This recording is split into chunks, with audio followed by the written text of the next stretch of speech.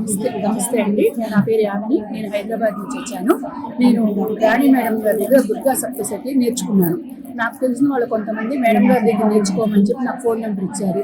నేను వెంబటే మేడం గారిని కాంటాక్ట్ చేయగానే మేడం గారు కూడా చాలా అభిమానంతో మాట్లాడి నేర్చుకోండి అమ్మా అని చెప్పి మమ్మల్ని బాగా ఎంకరేజ్ చేశారు. ఆ ఎంకరేజ్తో స్టార్ట్ చేసాము. మేము కూడా చదువుకున్నాము, మేము కూడా టీచర్గా వర్క్ చేసాం.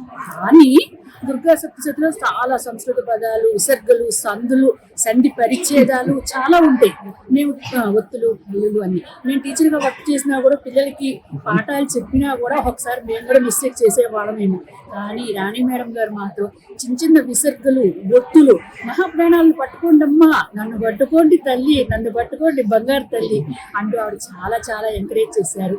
మరి వయసులో మాకంటే చిన్నవారైనా కూడా మాకు గురుతుల్యులు కాబట్టి అసలు మహాప్రాణాక్షరాలు పలకండి, ఒత్తి పలకండి అమ్మా, ఒక చిన్న స్కూల్లో పిల్లల్ని టీచర్ ఎలా కౌన్సిలింగ్ ఇస్తారో మా పెద్దవాళ్ళని కూడా అలా ఉత్సాహపరిచారు. మళ్ళా 2 గంటల క్లాస్ ఎప్పుడు వస్తున్నారు రాణి మేడం గారు. ఆవిడ సుముఖంగా చూడకపోయినా ఆవిడ వాయిస్ మెయిన్, ఆవిడ వాయిస్ అది వినంగానే ఒక 10th క్లాస్ స్టూడెంట్ టీచర్ వస్తుంది, తెలుగు టీచర్ గారు వస్తున్నారు కూర్చోవాలి మనం ఎలా భయపడతారో మేడం గారు ఆన్లైన్ లో ఆవిడ వాయిస్ వినంగానే నేను కూడా ఎంఏ బిఎడ్ చేశాను.